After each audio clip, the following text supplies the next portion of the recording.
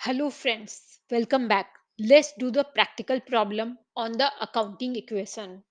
हमारा क्वेश्चन क्या बोल रहा है? Total asset of the business is 3 lakhs. Business में एसेट है 3 lakhs एंड कैपिटल जिसको नेटवर्थ भी बोलते हैं 75 K. What is the liability? Very easy question. मैंने आपको क्या बता कर रखा है कि एसेट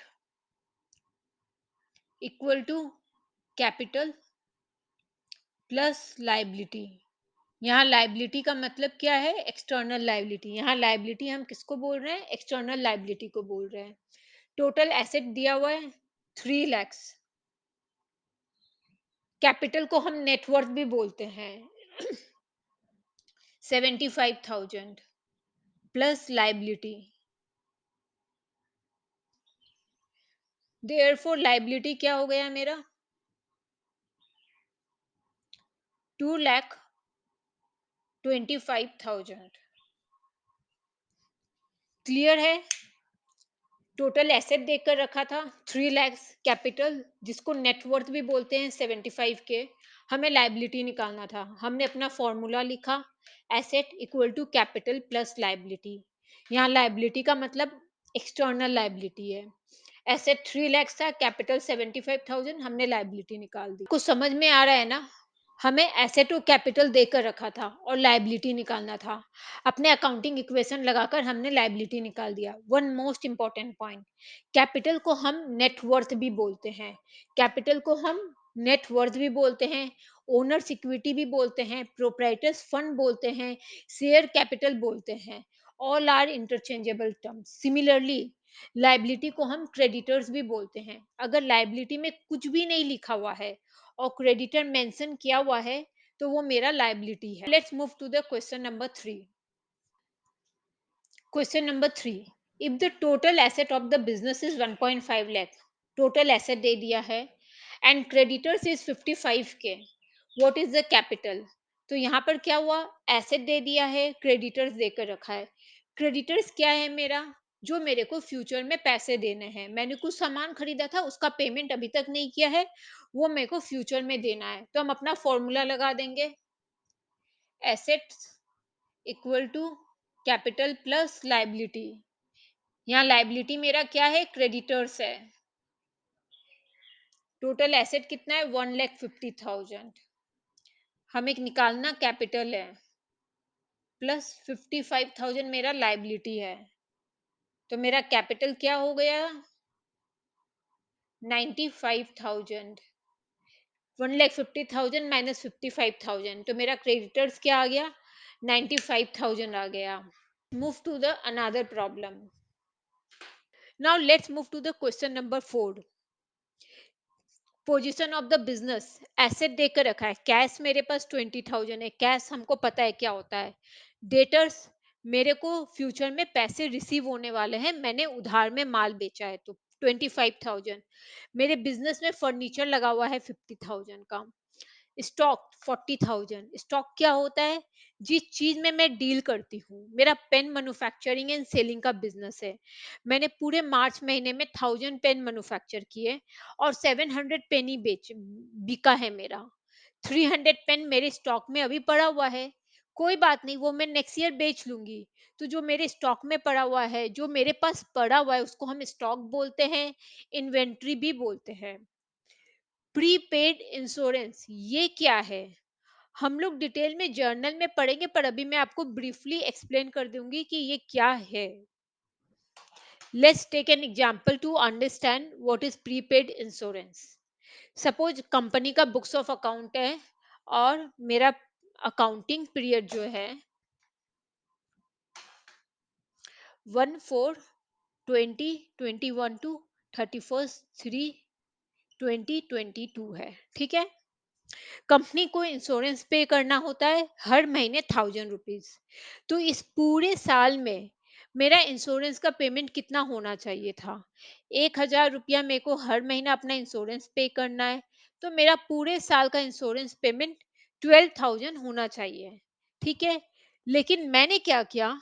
मैंने 12,000 नहीं पे करके 15,000 पे कर दिया. मेरे को 12,000 इंश्योरेंस पेमेंट करना था हर महीने 1000 रुपीज के हिसाब से, बट मैंने 15,000 का पेमेंट कर दिया। अब आप बोलेंगे कि ज्यादा क्यों पेमेंट कर दिया, मेरे पास पैसे पड़े हुए थे। मैंने बोला कौन ये हर महीने झंझट लेगा पेमेंट करने का, मेरे पास एक्स्ट्रा पैसे थे, मैंने पेमेंट कर दिया 15,000 का। मतलब मेरे को 12,000 पेमेंट करना था, मैंने 15,000 पेमेंट कर दिया, मतलब मैंने 3 महीने का एक्स्ट्रा पेमेंट कर दिया है। मैंने 3 महीने का एडवांस में पेमेंट कर दिया है, क्योंकि मेरे को 12 महीने ही पेमेंट करना था, पर मैंने 15 महीने का पेमेंट किया है। बट इस साल का अगर कोई मेरे से खर्चा पूछे कि इस साल का खर्चा क्या है, तो मेरे को तो यही बोलना पड़ेगा कि इस साल का मेरा खर्चा 12 ही हजार है, क्योंकि 12 महीने होते हैं, 1,000 का इंश्योरेंस प्रीमियम है, तो मेरा 12,000 का ही खर्चा है। अब आप बोलोगे क्यों 12,000 कैसे खर्चा है, 15,000 का पेमेंट हुआ है। Remember the accrual concept. Accrual concept क्या बोलता है, हमें इस साल का खर्चा अपने बुक्स में इसी साल में रिकॉर्ड करना है। अगर मैंने कोई फ्यूचर का एक्सपेंस पेमेंट कर दिया है, तो वो मैं इस साल के बुक्स ऑफ अकाउंट्स में, पीएनएल में, प्रॉफिट एंड लॉस में नहीं रिकॉर्ड कर सकती हूँ। क्यों? क्योंकि वो मेरे इस साल का खर्चा ही नहीं है। अगर मैंने इस साल का खर्चा पेमेंट नहीं किया है, देन ऑल्सो मेरे को उस खर्चे को बुक्स में रिकॉर्ड कर लेना है। यहाँ पर क्या हुआ है, यहाँ पर मैंने एडवांस में पेमेंट कर दिया है, तो मेरे को इसको अपने प्रॉफिट एंड लॉस में नहीं दिखा सकती हूँ। बुक्स में दिखाएंगे, बुक्स में दिखाना है, क्योंकि 15,000 मेरे पास से 3,000 कैश गया है। मैंने एडवांस पेमेंट 3,000 किया है, मेरा कैश 3,000 से कम हो गया है, लेकिन हम अपने प्रॉफिट एंड लॉस अकाउंट में 12,000 दिखाएंगे, क्योंकि मेरा इस साल का खर्चा 12,000 ही है। इस साल का पूरा खर्चा 12,000 है, जो मेरे को प्रॉफिट एंड लॉस अकाउंट में दिखाना है। मैंने पेमेंट 15,000 का किया है, मतलब 3,000 का मैंने एडवांस में पेमेंट कर दिया है। और जो मैं एडवांस पेमेंट करती हूँ, उसको मैं बोलती हूँ प्रीपेड एक्सपेंसेस। जो मेरा एडवांस पेमेंट हो जाता है, उसको हम बोलते हैं प्रीपेड एक्सपेंसेस। प्रीपेड मतलब एडवांस पेमेंट हुआ है, हमने पहले ही पेमेंट कर दिया है। नाउ अब क्वेश्चन आएगा कि हम जो एडवांस पेमेंट है, जो ये प्रीपेड एक्सपेंस है, इसको कहाँ रिकॉर्ड करेंगे। ये मेरा एसेट है, लायबिलिटी है, या कैपिटल है। मैंने क्या किया है, मैंने फ्यूचर का पेमेंट अभी पहले ही कर दिया, मतलब आज ही मैंने अपने फ्यूचर ईयर का पेमेंट कर दिया है। फ्यूचर का खर्चा था, उसको एडवांस में पेमेंट कर दिया है। मैंने एडवांस में पेमेंट कर दिया, लेकिन मेरे को बेनिफिट कब मिलेगा, फ्यूचर में मिलने वाला है। इस 3,000 का बेनिफिट, यहाँ पर जो मैंने एडवांस पेमेंट 3,000 रुपये किया है, 3 महीने का इंश्योरेंस पेमेंट, इसका बेनिफिट मेरे को फ्यूचर ईयर में मिलेगा, नेक्स्ट ईयर में मिलने वाला है। जिस चीज का बेनिफिट मेरे को फ्यूचर में मिलने वाला है, उसको मैं क्या बोलूंगी, वो मेरा एसेट बुक्स में रिकॉर्ड होगा, क्योंकि मेरे को इसका बेनिफिट फ्यूचर में मिलने वाला है। अब कंपेयर करो डेटर्स क्या होता है। डेटर्स में हम क्या बोलते हैं, मेरे को फ्यूचर में पैसे मिलने वाला है, मैंने सामान बेचा है, अभी ट्रांजैक्शन मैंने सेटलमेंट नहीं की है, मुझे फ्यूचर में पैसे मिलने वाला है, तो वो मेरा एसेट है। यहाँ पर भी मैंने एडवांस पेमेंट कर दिया है, पर मेरे को सर्विस नहीं मिली है। इसका बेनिफिट इसका बेनिफिट मेरे को फ्यूचर में मिलने वाला है। तो जिस चीज का बेनिफिट मेरे को फ्यूचर में मिलने वाला है, उसको हम अपने बुक्स में एसेट में रिकॉर्ड करेंगे, वो बैलेंस शीट में एसेट साइड में आएगा। तो हमारा यहाँ पर प्रॉब्लम क्या बोल रहा है कि बिजनेस का क्या पोजीशन है, कैश 20,000 पड़ा हुआ है, मतलब एसेट साइड है, कैश मेरा एसेट होता है। डेटर्स 25,000 है, मेरे को फ्यूचर में पैसे मिलने वाले हैं, तो मेरा डेटर्स 25,000 वो भी मेरा एसेट है। प्लस फर्नीचर मेरे पास 50,000 का है, वो भी मेरा एसेट है। स्टॉक मेरे पास सामान पड़ा हुआ है, जो मैं फ्यूचर में बेचूंगी, वो भी मेरा एसेट है। प्रीपेड इंश्योरेंस मैंने एडवांस में पेमेंट कर दिया है, फ्यूचर में मेरे को उसका बेनिफिट मिलने वाला है, तो वो भी मेरा एसेट हो गया। प्लस 5,000 इक्वल टू कैपिटल 75,000 है। कैपिटल 75,000 प्लस लाइबिलिटीज लायबिलिटीज मेरे को निकालनी है। अब यहाँ पर मेरा क्या आ गया, 25, 20, 25, 45, 95, 1,40,000। तो 1,40,000 इक्वल टू 75,000 प्लस लायबिलिटीज। तो अब लायबिलिटीज कितनी हो गई मेरे,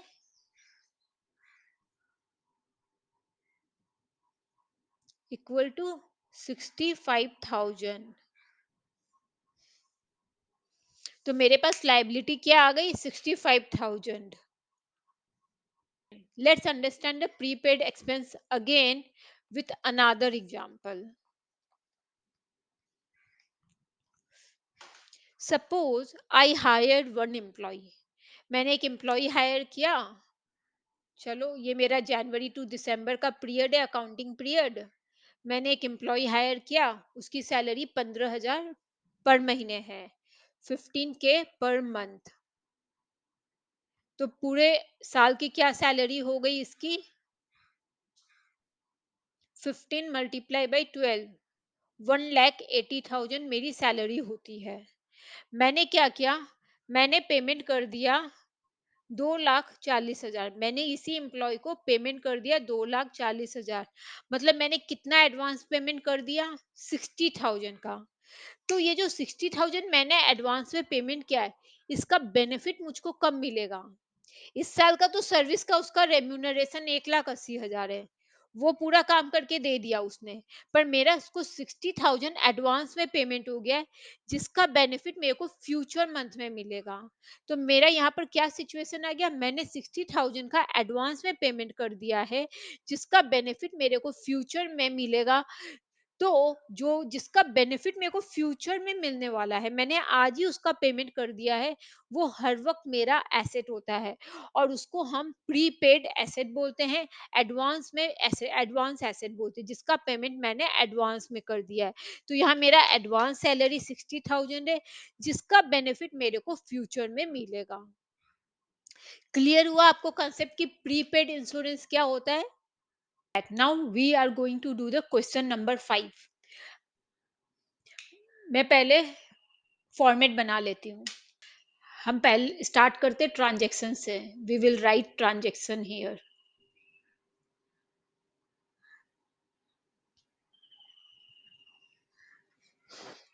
देन एसेट। एसेट के लिए हम सबसे ज्यादा जगह छोड़ेंगे, क्योंकि एसेट में हमारे पास बहुत सारे कैटेगरीज होते हैं।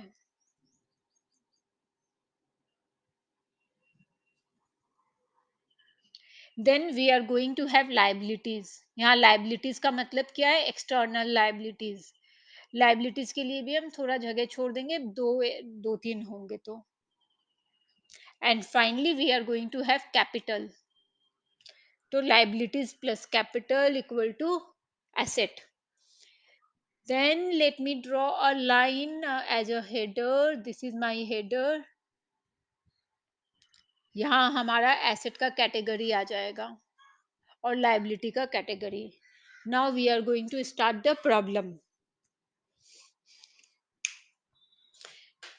तो हमारा पहला ट्रांजेक्शन जो है कि Rahul started the business with cash.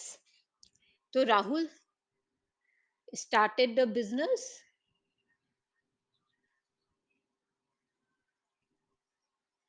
With cash for 1 lakh. तो राहुल ने बिजनेस स्टार्ट किया कैश लगाकर, एंड द कैश ही इन्वेस्टेड 1 लाख रुपी। हम किसकी अकाउंटिंग बना रहे हैं, हम बिजनेस की अकाउंटिंग बना रहे हैं। बिजनेस के पास क्या आया, बिजनेस के पास कैश आया। राहुल बिजनेस का क्या है, राहुल बिजनेस का ओनर है, उसने कैश बिजनेस में डाला है। मतलब हमारे पास एसेट में कैश आया, और यहाँ पर 1 लाख लिख देंगे कि राहुल ने कैश बिजनेस में डाला है। नाउ बिजनेस का ओनर बिजनेस में कैश डाला है, तो फ्यूचर में बिजनेस को, ओनर को पैसे वापस देने पड़ेंगे कि नहीं देने पड़ेंगे। ऑब्वियसली देने पड़ेंगे। जब बिजनेस बंद होगा तो राहुल को बिजनेस में जितने भी उसने पैसे डाले हैं वो निकाल कर देने होंगे। तो वो उसका क्या हुआ, इंटरनल लायबिलिटी। क्योंकि ओनर अगर कुछ पैसे बिजनेस में डालता है तो हम उसको इंटरनल लायबिलिटी बोलते हैं, और इंटरनल लायबिलिटी कैपिटल रिप्रेजेंट करता है। तो हम यहाँ क्या लिखेंगे, 1 लाख, कि राहुल ने बिजनेस में पैसे डाले, बिजनेस के पास कैश आया, फ्यूचर में बिजनेस को 1 लाख रुपए राहुल को वापस करने होंगे, तो वो बिजनेस के लिए इंटरनल लायबिलिटी है। क्लियर है? तो इसका ट्रांजैक्शन का अफेक्ट क्या होगा बुक्स में?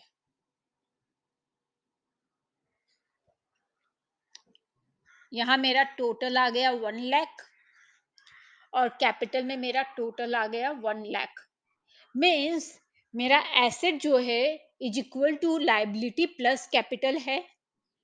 एसेट और लायबिलिटी दोनों इक्वल हो गया है। Now let's move to the second transaction.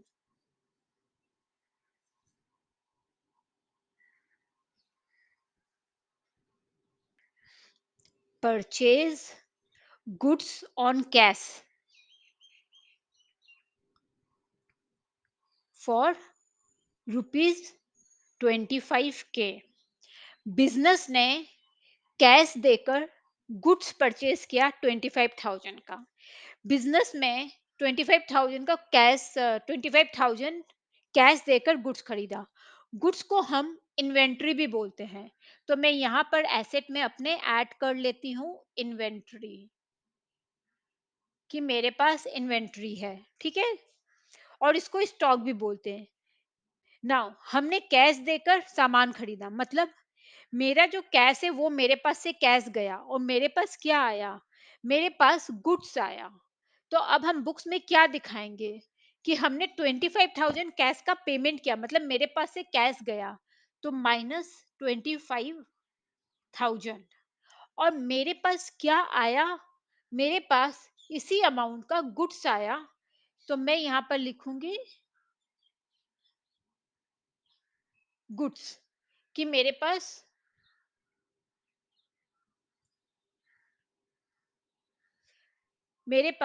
Goods आया है,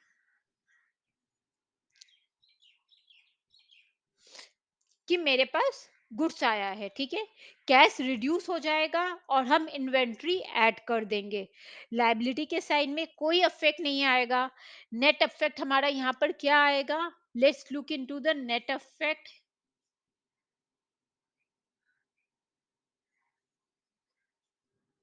मेरा कैश 1 लाख रुपया था, 25,000 का मैंने गुड्स खरीद लिया, तो मेरा कैश क्या हो गया, 75,000 हो गया।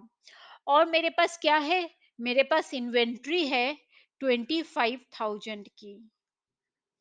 लायबिलिटी साइड में कोई अफेक्ट नहीं है। मेरे पास मेरा कैपिटल आ जाएगा यहाँ पर 1 लाख रुपीज। क्लियर है? अब अगर हम देखें अपना एसेट और लायबिलिटी, एसेट साइड में मेरा 1 लाख रुपीज है, लायबिलिटी भी मेरा 1 लाख है, दोनों इक्वल है और दोनों बैलेंस है। So we are good here. Now let's we are going to move to the third transaction.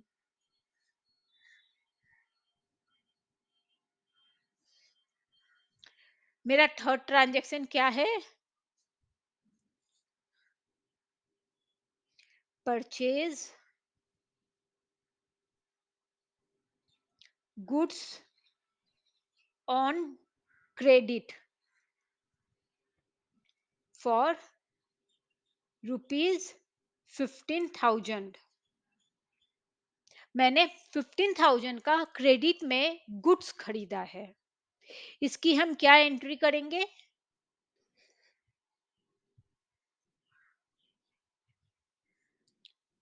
हमने 15,000 का सामान खरीदा, तो मेरे पास क्या आया, सामान आया। क्या मैंने कैश से पेमेंट किया है, नहीं किया है। लिखा हुआ है कि मैंने क्रेडिट में परचेज किया है। क्रेडिट में परचेज किया मतलब मेरे को फ्यूचर में पेमेंट करना होगा। आज मेरे को पेमेंट नहीं करना है, पर फ्यूचर में मेरे को पेमेंट करना है। अगर मेरे को कोई पेमेंट फ्यूचर में करना है तो वो मेरा क्या है, एक्सटर्नल लायबिलिटी है। तो मैं क्या करूंगी, गुड्स मेरे पास आया, तो मैं इन्वेंट्री में 15,000 ऐड कर दूंगी कि मेरे पास गुड्स आ रहा है, और मेरे को फ्यूचर में पेमेंट करना है, तो मैं यहाँ पर लायबिलिटी साइड में भी प्लस 15,000 कर दूंगी, क्योंकि मेरे को ये फ्यूचर में पेमेंट करना है। नाउ मेरा जो नेट अफेक्ट होगा इस ट्रांजैक्शन के बाद, वो क्या होगा?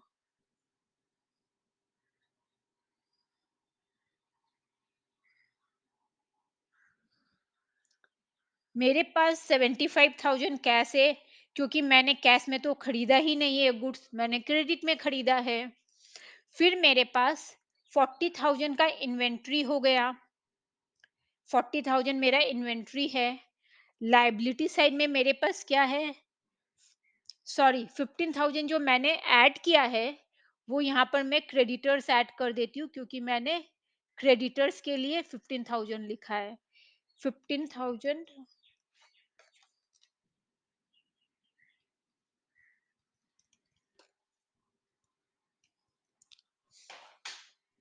मेरा 15,000 यहाँ आ जाएगा, और यहाँ मैं लिखूंगी नेट इफेक्ट में 15,000,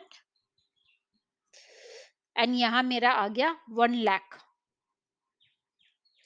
अब अगर हम एसेट और लायबिलिटी का टोटल देखेंगे, तो मेरे पास कैश है 75,000, इन्वेंट्री है 40,000, विच मीन्स 1,15,000 मेरे एसेट साइड में है, और लायबिलिटी प्लस कैपिटल वो भी मेरा 1,15,000 है।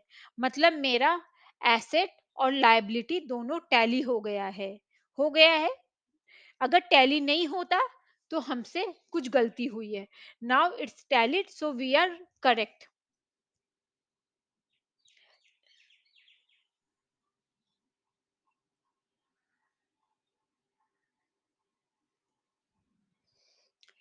Let's move to the another transaction. Fourth, paid electricity bill for rupees 7,000। Business ने 7,000 का इलेक्ट्रिसिटी बिल का पेमेंट किया है। बहुत अच्छा ट्रांजैक्शन है। मैंने 7,000 का क्या किया? इलेक्ट्रिसिटी बिल का पेमेंट किया।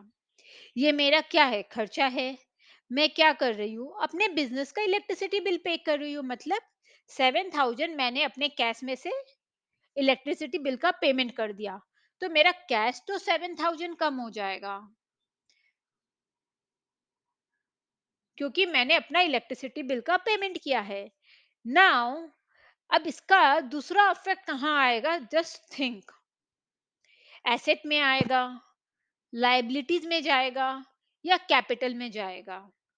7,000 का मैंने बिल पेमेंट किया, एक साइड तो मेरा क्लियर है कि मैंने कैश पेमेंट करके अपना इलेक्ट्रिसिटी बिल पे किया है, तो मैंने 7,000 कैश में से कम कर दिया है। नाउ अब आप बताओ इसका दूसरा इफेक्ट क्या होगा? जब हम सामान खरीदते हैं तो हमारे पास कुछ सामान आ जाता है, उसको मैं एसेट में रिकॉर्ड कर लेती हूँ। क्यों? क्योंकि मेरे पास फ्यूचर में उस एसेट को बेचने का राइट है। अगर मैं पेन का मैन्युफैक्चरिंग एंड सेलिंग कर रही हूँ, मैंने इन्वेंट्री खरीदा है, मेरे पास स्टॉक है, तो फ्यूचर में मैं इस इन्वेंट्री को बेच सकती हूँ, तो उससे मेरे को पैसे मिल जाएंगे। तो फ्यूचर में मैं इन्वेंट्री को बेच सकती हूँ और उससे मेरे को पैसे मिल जाएंगे। लेकिन यहाँ पर क्या हुआ है? यहाँ पर मैंने इलेक्ट्रिसिटी एक्सपेंस का पेमेंट किया है। ये क्या है मेरा?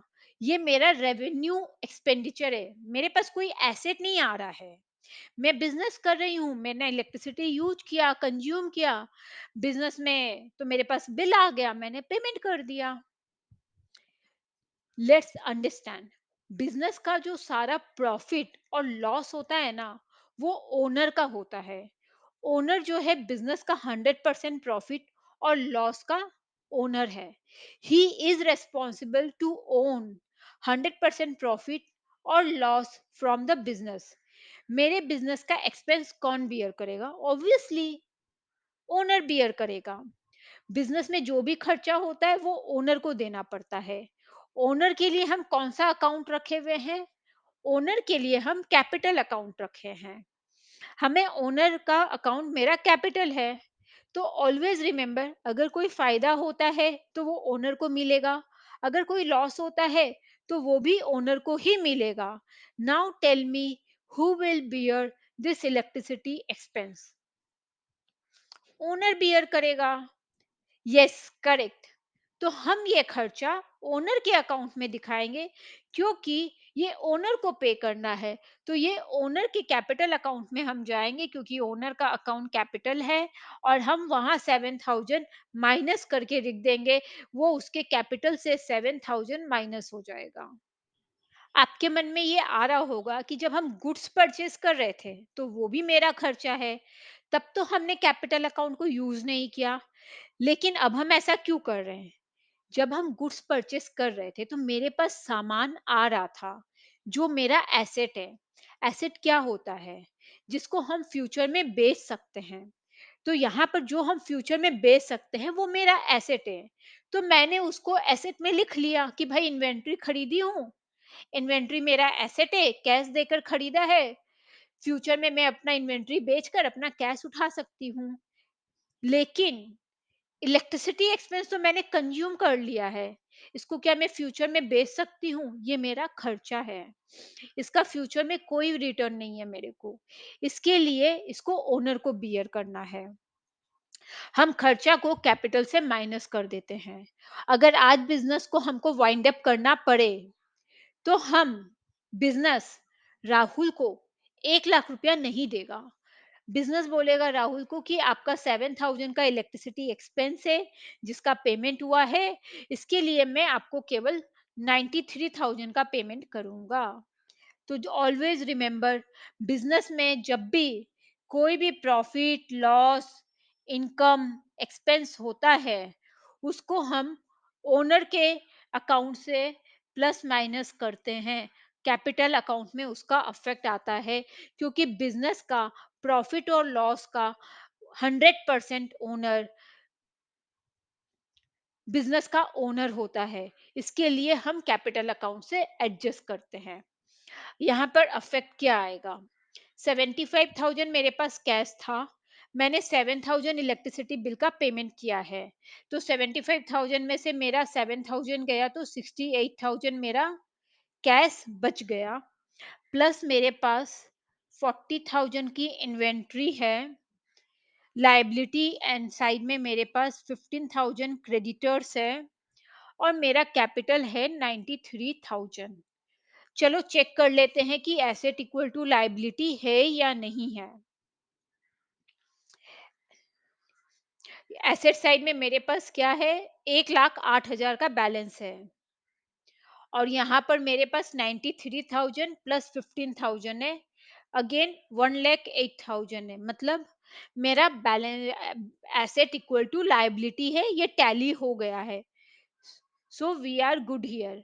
आई होप आपको समझ में आ रहा है कि हम कैसे अकाउंटिंग इक्वेशन का अफेक्ट और ट्रांजैक्शन का अफेक्ट एसेट एंड लायबिलिटीज में रिकॉर्ड कर रहे हैं। Now we are going to move to fifth transaction,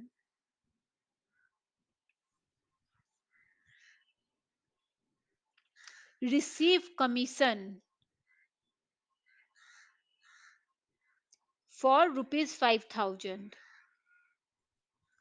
business को 5,000 कमीशन रिसीव हुआ है, तो मेरे लिए क्या हो गया? फायदा हो गया। वन थिंग तो क्लियर है कि मेरे को कैश मिला है, तो मेरा कैश भर गया है। मैं अपने कैश में 5,000 रिकॉर्ड कर लेती हूँ, क्योंकि मेरे पास कैश आया है। That is clear. नाउ मेरे को प्रॉफिट हुआ है। मैंने आपको क्या बताया था? बिजनेस में प्रॉफिट और लॉस होता है, तो उसका 100% ओनर को ओनर की रिस्पॉन्सिबिलिटी होती है। जो भी लॉस होगा या प्रॉफिट होगा बिजनेस का, वो ओनर को मिलता है। यहाँ पर 5,000 का कमीशन रिसीव हुआ है, ये प्रॉफिट ओनर को जाएगा। हम इसको कैपिटल में ऐड कर देंगे। ये बिजनेस के ओनर को, हम बिजनेस को ओनर को देना होगा। ओनर कौन है? कैपिटल अकाउंट के थ्रू होगा। हम कैपिटल में 5,000 रुपए ऐड कर देंगे। अगर आज ये बिजनेस वाइंड अप होता है तो राहुल को 93,000 प्लस 5,000 कमीशन, 98,000 बिजनेस को देना होगा। Capital account, just remember, capital account owner का है। उसमें हम सारे प्रॉफिट और लॉस जो बिजनेस का होता है वो रिकॉर्ड करते हैं।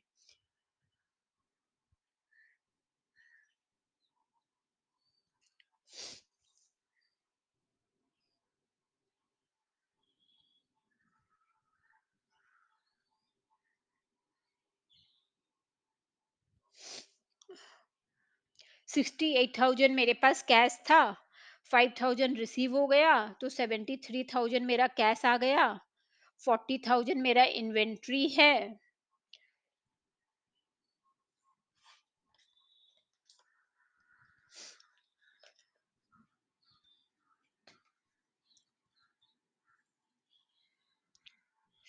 क्रेडिटर मेरा 15,000 ही रहेगा और मेरा कैपिटल हो गया 98,000, क्योंकि मेरे को 5,000 कमीशन रिसीव हुआ है।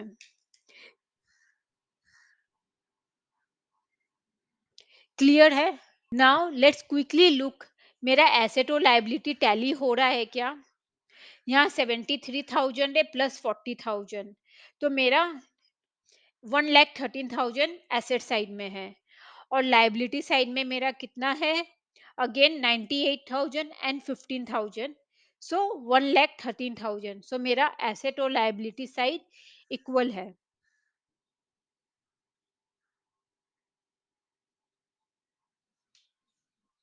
हमें याद रखना है ऐसे। तो हमने क्या देखा? तो हमने क्या देखा? रूल क्या बोलता है? अगर बिजनेस को कोई भी प्रॉफिट होता है तो वो हम कैपिटल में ऐड कर देते हैं, और अगर बिजनेस में से कोई भी एक्सपेंस या लॉसेस होता है तो वो कैपिटल में से रिड्यूस हो जाएगा। वैसे तो अकाउंटिंग जो हम करते हैं उसको हमको कंसेप्चुअली समझना है। आप कंसेप्ट वाइज समझने का कोशिश करो कि प्रॉफिट हो रहा है, इनकम हो रहा है, तो मेरे पास कुछ आ रहा है। अगर मेरे को कुछ प्रॉफिट हो रहा है, इनकम हो रहा है, जो मेरे को रिसीव हो रहा है, उसका अफेक्ट कैपिटल में पॉजिटिव आएगा। और अगर बिजनेस कुछ खर्चा कर रहा है या कोई लॉस हो रहा है, मतलब मेरे पास से आउटफ्लो हो रहा है, मेरे पास से जा रहा है, तो उसका अफेक्ट कैपिटल में नेगेटिव में आएगा, मतलब कैपिटल से वो कम हो जाएगा। हमने चेक कर लिया, हमारा बैलेंस शीट टैली हो गया है, ठीक है। Now let's look into the another transaction.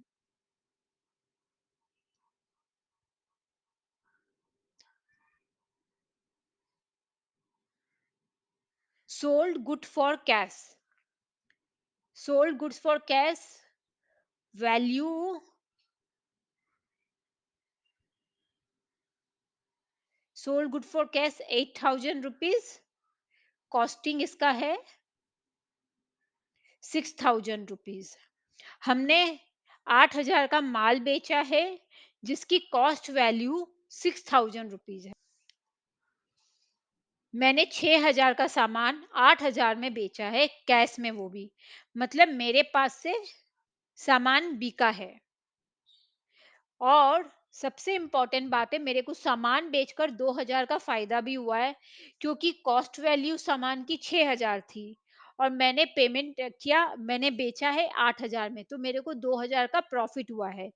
अब देखते हैं इसका अफेक्ट बुक्स में कहाँ कहाँ आएगा और क्या होगा। मैं बिजनेस हूँ, ये बात तो क्लियर है कि मैंने सामान बेचा 8,000 का, तो मेरे पास क्या आया? मेरे पास 8,000 कैश आया है, ये यहाँ पर एकदम क्लियर है। मैं जाकर यहाँ पर 8,000 लिख दूंगी कि भाई मेरे पास कैश आया है। नाउ मेरे पास से क्या गया है? मेरे पास से सामान गया है। सामान गया है, कितने का सामान गया है? 6,000 का सामान गया है, क्योंकि सामान की वैल्यू क्या है? 6,000। मतलब मेरे पास जो इन्वेंट्री पड़ी हुई है 40,000, उसमें से मेरा 6,000 का सामान चला गया है। तो मेरा सामान जो गया है उसको मैं यहाँ पर उस वैल्यू को लेस कर दूंगी, दैट इज माई 6,000, कि मेरा 6,000 का सामान गया है, तो मेरा 6,000 का इन्वेंट्री कम हो गया। नाउ हमें याद रखना है कि हमने कॉस्ट से कॉस्ट को ही माइनस करना है।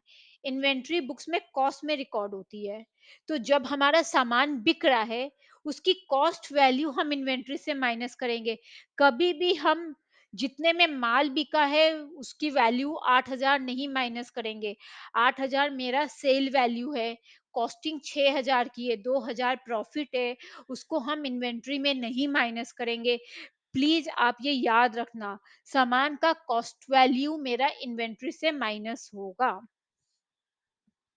अभी हमने कॉस्ट का माइनस कर दिया। यहाँ पर हमें प्रोडक्ट बेचकर फायदा हुआ है 2,00,000 रुपए का। 2,000 मेरा प्रॉफिट है, ठीक है। किसको मिलेगा ये प्रॉफिट? ओनर को मिलेगा ये प्रॉफिट। अभी अभी हमने आगे में क्या देखा कि हमें जब कमीशन मिला, तो हमने ओनर को दे दिया, कैपिटल में लाया था वो प्रॉफिट का इम्पैक्ट। तो यहाँ पर मेरा इन्वेंट्री मैंने बेचा, 6,000 की इन्वेंट्री थी, 8,000 में बेची, 2,000 मेरा प्रॉफिट है। वो प्रॉफिट किसको मिलना चाहिए? जो मेरे को प्रॉफिट है, वो मेरा कैपिटल में ऐड कर दूंगी, क्योंकि ये ओनर को मिलना चाहिए।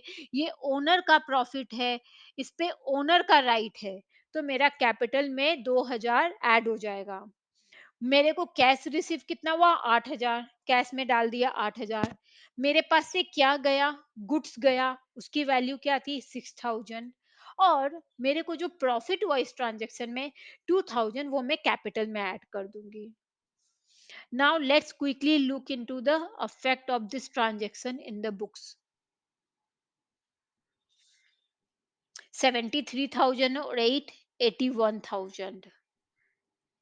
40,000 में से मेरा 6 स्टॉक चला गया है, तो 34,000। और 15,000 मेरा लायबिलिटी क्रेडिटर में खड़ा है, और मेरा 1,00,000 रुपया कैपिटल आ गया। तो मेरा लायबिलिटी साइड 1,00,000 और 15,000, 1,15,000 है। और यहाँ पर 81,000 एंड 34,000 है। तो ये मेरा क्या है? 1,15,000 है। तो मेरा एसेट और लायबिलिटी दोनों टैली हो गया है। सो मेरी बैलेंस शीट गुड है।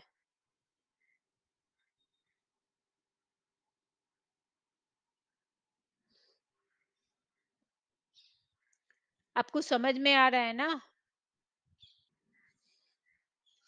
Now let's take transaction payment to creditor.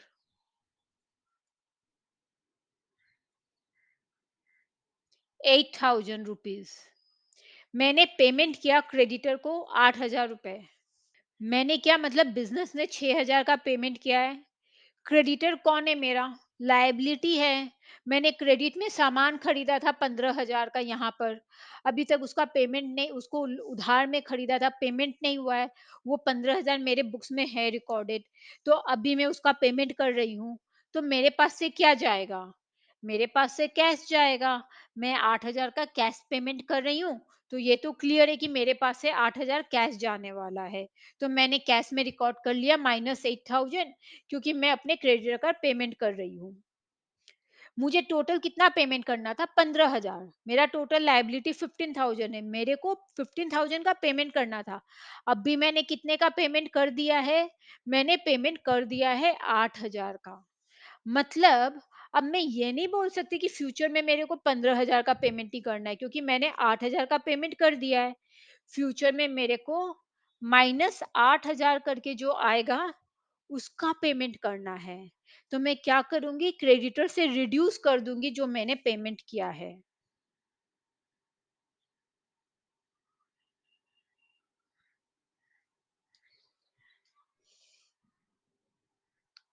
इसका इफेक्ट क्या हो गया? 73,000 कैश है, प्लस 34,000 मेरा स्टॉक है।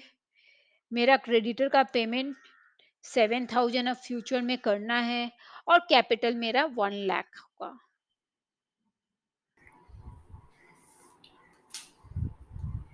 तो यहाँ पर मेरा कोई फायदा और नुकसान नहीं है। मैंने कुछ खरीदा नहीं है, न कुछ बेचा है। मैंने अब क्रेडिटर्स को पेमेंट किया है। मैंने पास्ट में उधार में कुछ खरीदा था, अब भी मैं उसका पेमेंट कर रही हूँ। तो यहाँ पर अगर हम देखें, तो मेरा एसेट साइड का टोटल कितना है? 73,000 प्लस 34,000, दैट इज 107K। और मेरा लाइबिलिटी साइड का टोटल कितना है? 7,000 क्रेडिटर्स एंड 1 लाख का कैपिटल, वो भी 1,07,000 है। मतलब मेरा asset is equal to liability plus capital है। अगर आज के दिन कोई मेरे से पूछता है मेरी फाइनेंशियल पोजीशन क्या है, तो मैं उसको बता दूंगी कि मेरे पास 73,000 का कैश है, 34,000 का इन्वेंट्री है, और मेरे को मार्केट में 7,000 देना है क्योंकि मैंने उधार में माल खरीदा हुआ है, और मेरे पास 1 लाख का कैपिटल है। So this is my financial position. I hope आप सबको क्लियर है। Thank you very much. If you like the content of the video, don't forget to subscribe my channel and like the video. Thank you very much.